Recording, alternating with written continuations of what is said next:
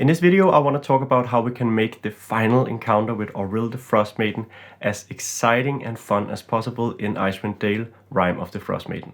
I'll be going over how we can adjust Auril to make her just a bit more exciting, and also take a look at how you can run the encounter so it ends up being tense, exciting and climactic without, of course, killing all of the party. But before we jump into it, I want to briefly thank some of our legend tier patrons over at patreon.com/eventyr. At the Patreon, as you may know if you've been following along with the channel, you not only get to vote on which videos and articles we make, but we also put out a 5e encounter at least 3 times every month and a full 5e adventure every month. So I just want to quickly welcome some of our newer legend tier patrons, and those are Jonas Anger, Autocrator, Jacqueline Shearman, RM, Paul Smith and Jason Sullivan. Thank you so much for your support. It helps keep this channel going and it helps motivate me to make these videos as well as put out more content on the Patreon.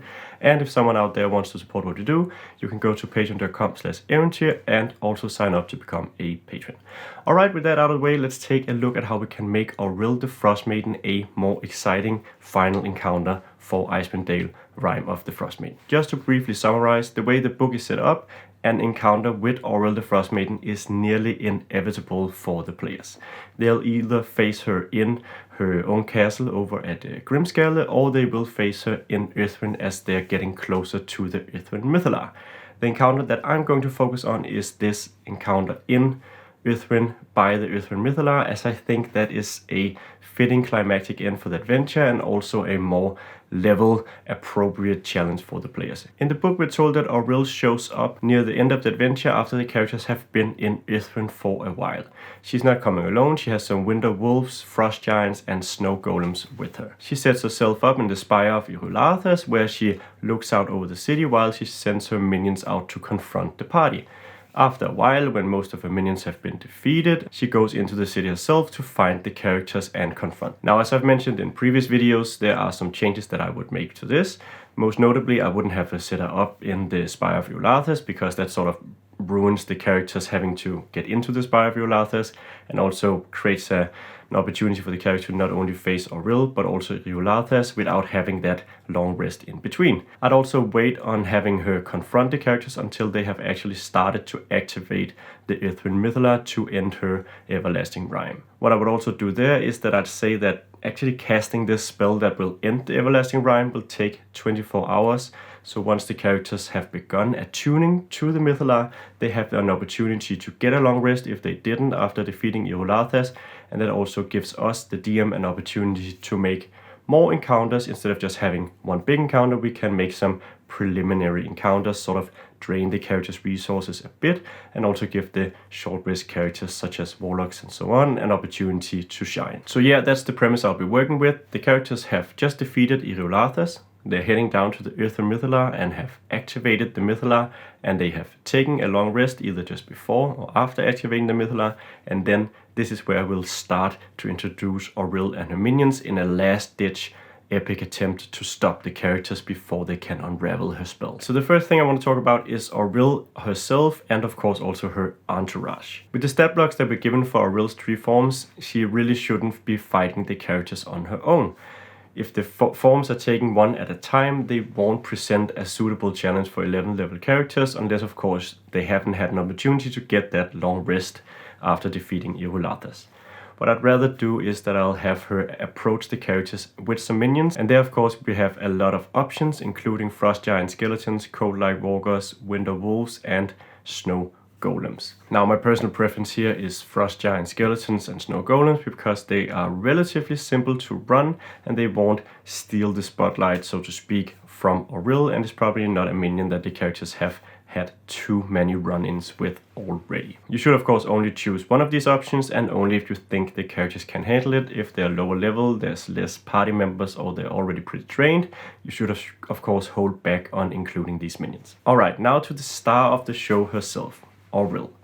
Now, I think that the authors have done something really cool by giving her 3 forms, and when one form dies, the next appears, and then the third appears, and the characters have to kill all of these different forms before they have actually defeated the goddess. This is a cool concept, and I like overall how they have pulled it off. except that I probably am not the biggest fan of some of the choices they've made with various actions in some of the forms. So I'll be going over each of the form and just making some small suggestions for changes you can make to make it just a bit more exciting. My general philosophy is that I'll try to change as little as possible in the adventure. I'll just enhance what there already is. So this isn't a big overhaul of Auril's forms, this is just a little adjustment here and there. So the first form Auril has is, bluntly put, quite underwhelming. It has low hit points, it has low AC, and it doesn't deal a whole lot of damage, and its only actions are basically just attacks that deal damage, and then it has Ice Storm, which is also not a very powerful spell, at least not when we're looking at 11th level characters. Now this is fine, of course, it's just the first form and there's other forms coming behind it, so we don't maybe need it to be the strongest form, but I would do something to just make it a little bit more exciting. The first thing I do is that I'd add, when Auril hits with both her talents on the same creature, the creature she hits is grappled. This is a minor tweak, but it will give her some options to grapple a creature with 2 attacks and then fly them up and drop them down, or use a teleport, and I'll get to that in a minute, to take them away from the other party members. For the teleport, I just add that she can bring along one creature when she teleports, so she could go in, put her claws into someone, teleport away and fly them off. Just try and create some chaos and take some of the weaker party members out of the fight, divide and conquer, stuff like that. The last thing I do is that I just make her legendary action Touch of Frost hit all creatures within 5 feet of her instead of just one creature, because otherwise it's really underwhelming for 2 legendary actions.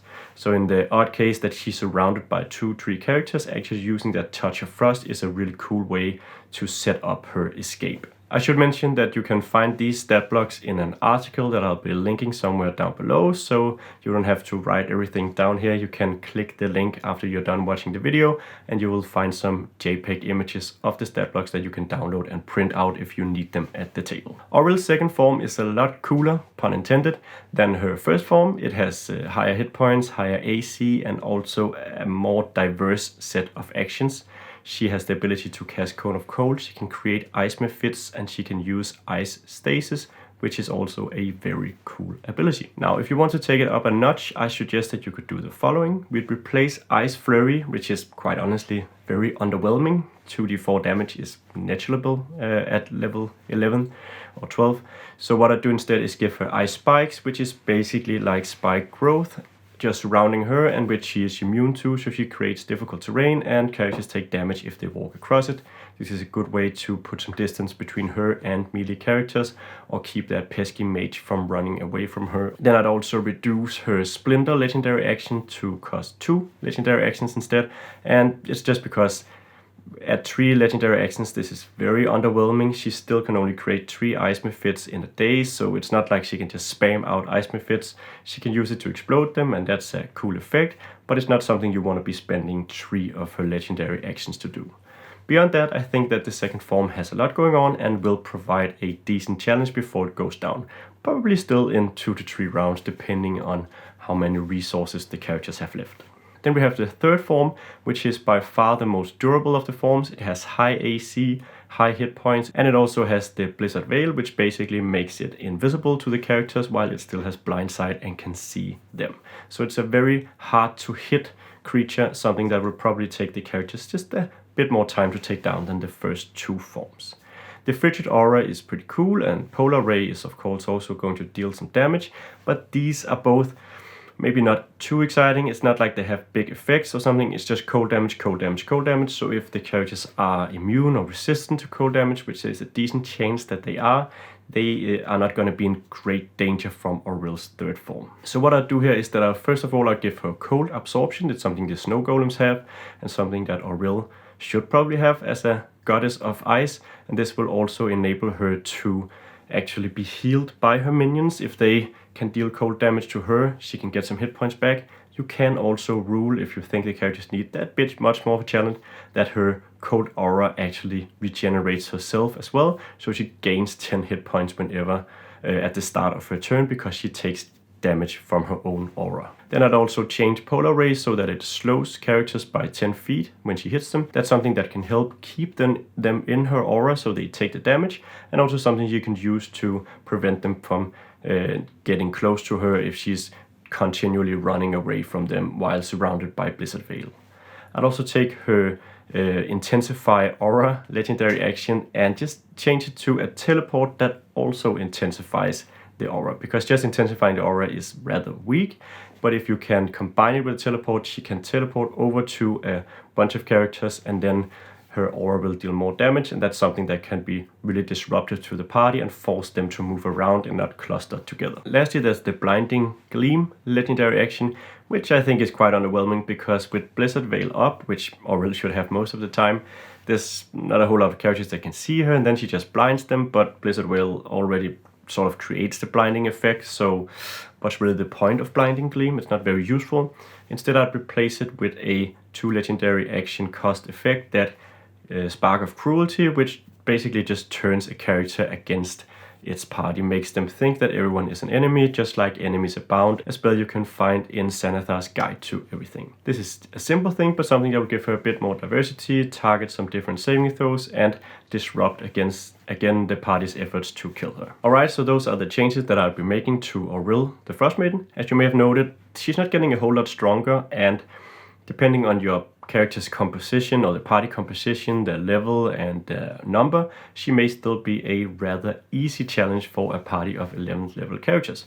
Don't worry, there is a fix for that coming, because now we'll be taking a look at how we can actually run the encounter and ensure that the characters are always challenged but not over challenged, because that is the deal with boss encounters. It's something I've made a whole video about, how we can run tense and exciting boss encounters. The gist of it is that we want the characters to be on that line where they are this close to losing the battle, everyone's dying, it's all over, and then of course glorious victory. We want the characters to win, but we want that victory to be deserved. Because it's the final climactic account of the campaign, it's actually okay, in my opinion, if 1 or 2 characters died right there, just near the end, in the very last rounds of the combat. In order to do that and tread that fine balance there is between glory and death, it's important that we have some difficulty levers, some adjustments we can make on the fly to continually keep the challenge just where it needs to be. Now, there are some general adjustments we can make, and one of them is that we can use the Mythallar if the combat takes place near the Mythallar. And I should say there is a map for this encounter in our DM's resources for Icewind Dale, Rime with Frostmaiden, which I'll leave a link to somewhere down below. Anyway, if the combat is taking place near the Mythallar actually has some options that can be used. It can recharge magic items and bring them back. You could argue that it can maybe bring back spell slots, heal characters. That's something you can draw on the fly if the characters are in that make it or break it situation. It's not too much of a stretch if you say, oh, and suddenly your wand of magic missiles recharges as the Mythallar strikes you, or suddenly you're brought back to 1 hit point. Don't overdo it. Try to only do it that one time, or maybe let the characters know that it is an option, so it's something that they decide to do. They decide to spend all the charges on their magic item and quickly recharge it using the Mythallar, which of course will make them stronger. Anyway, we can use the Mythallar to aid the party. Then there's also legendary actions and resistances. This is a great way to adjust the difficulty as you go along. You can always limit the number of legendary actions a monster takes or Auril takes, and this way you can sort of make her easier without actually letting the players know that she's getting easier, because they won't have a good idea of how many legendary actions she can do, what these legendary actions are, and so on. For running the actual encounter, what I would start with doing is making a preliminary encounter. As I briefly mentioned, this is because we want the characters to be just pressured a bit before the big encounter, so that some of these short rest classes also get a time to shine. There's a lot of characters that will do very well, such as paladins, in a 1 fight a day scenario, so this one epic encounter will suit them very well. But if you intersperse them with a few smaller encounters, it will also give the warlocks and other short rest classes, the fighters and so on, an opportunity to shine, because a lot of their abilities recharge on short rests, of course. So do a preliminary encounter just after the characters have had a long rest and are near the Mythallar. Some of our real minions show up. This would be a frost giant skeleton and some winter wolves, or maybe 4 cold-light walkers. Something that is not too difficult, but will perhaps tempt the characters to use some of their resources. If you want to, you can beef up this encounter, or you can maybe make 2 encounters with a short rest in between, so there is a bit more of a challenge. Just make sure you don't overdo it, because this is not an exciting encounter, it's not a challenging encounter, so it's not something we want to spend half the session on going through multiple small sort of meaningless encounters. We want to just quickly drain the character's resources, let them know Auril is coming, something is happening, get ready. So once you're ready, it's time for Auril's first form to show up. As I mentioned before, I would want her to show up with some minions. You can use some minions the characters haven't just dealt with, and just enough to give her a bit more defense, because she is, this first form, very weak actually. Now there's a very little chance that she'll be challenging enough, but if she is, you can always decide that killing that form is simply enough to end the adventure. You don't have to bring in the other forms. The characters probably won't know that she has other forms. So if it was a life or death struggle just dealing with her first form and it feels earned, it's perfectly fine to end the campaign right there or end the encounter right there and just let Auril die with her first form. After Auril's first form has been defeated, probably in a round or 2, maybe 3 rounds if the characters are slow about it, it's time for her second form to appear. Now before you just throw her in on the battlefield, you have some options here. You should try to judge the character's resources at this point, and if they are feeling very fatigued, it seems like they don't have a lot left right now, or you have a lot of short rest dependent classes, you can actually have her disappear in a frigid mist, cackling maniacally or coldly or something, letting the characters know, okay, we're not done yet, but we have a brief respite here whilst he reforms and comes back.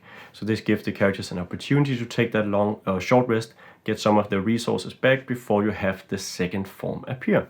When you do have the second form appear, you can choose to have her appear alongside some ice methods.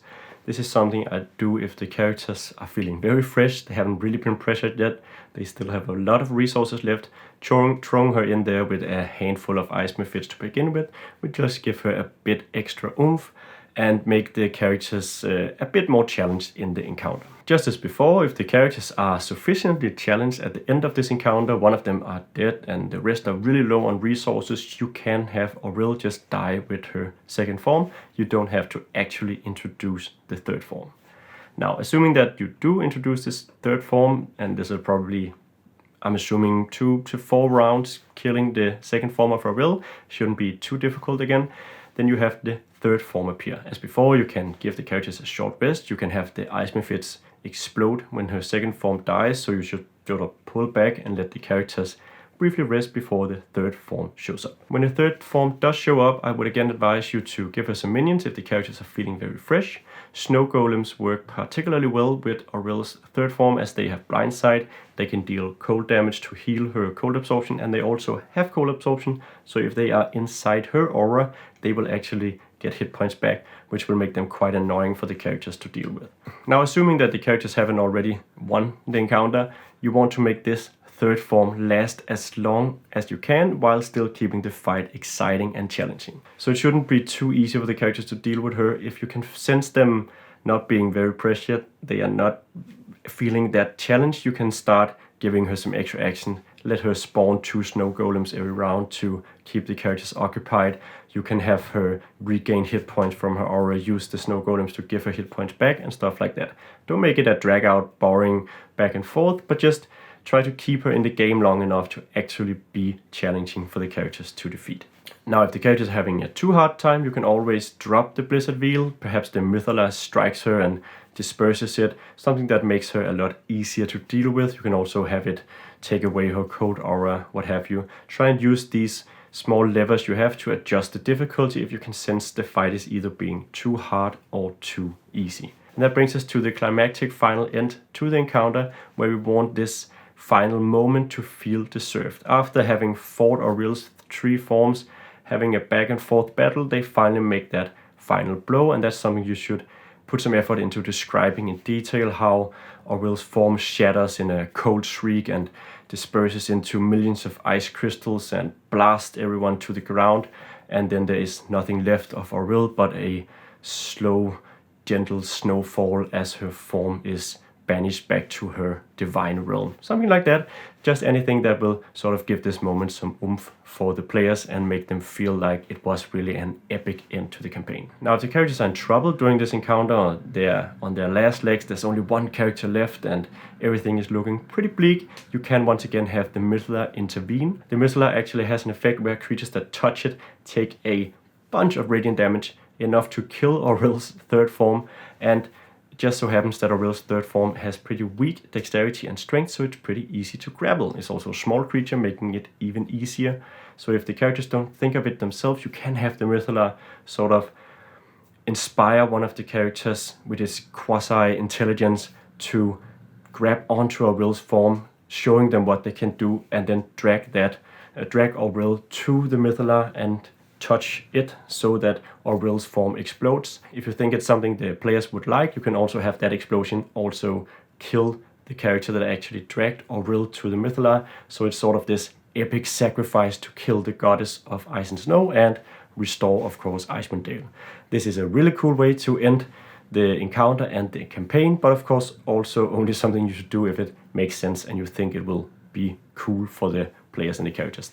After all, it's their characters, they have the choice of whether or not they want to sacrifice themselves, and it will also feel more earned if it is their own idea. However, Auril is destroyed. Hopefully she is destroyed. What I would do is always make sure that the minions just disperse, the snow golems melt, ice methods burst into jagged ice, because we don't want to mop up after the actual encounter is over. That's just boring. Doing 2 extra rounds of killing snow golems isn't going to make anything feel more fun. In fact, it takes away from the epic battle they've just been through. Alright, so to briefly summarize, here is how I would run an encounter with Auril.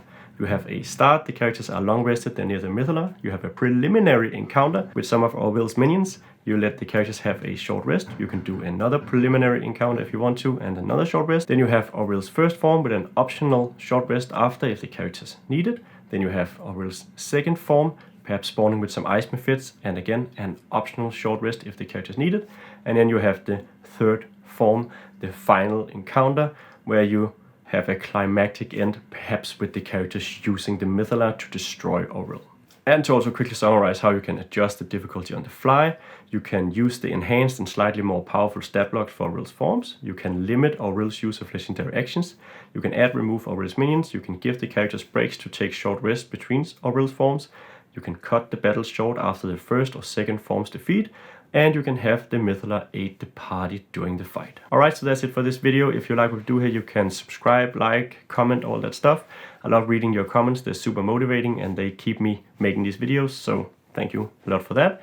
If you want to support what we do here, you can also head over to patreon.com/eventyr, where you can not only be part of the community and help decide what videos we make, but also get a whole bunch of cool 5e content, including 3 encounters and 1 adventure every month. Beyond that, there's not a whole lot left to say, except thank you for watching, and I hope that I'll see you in the next one.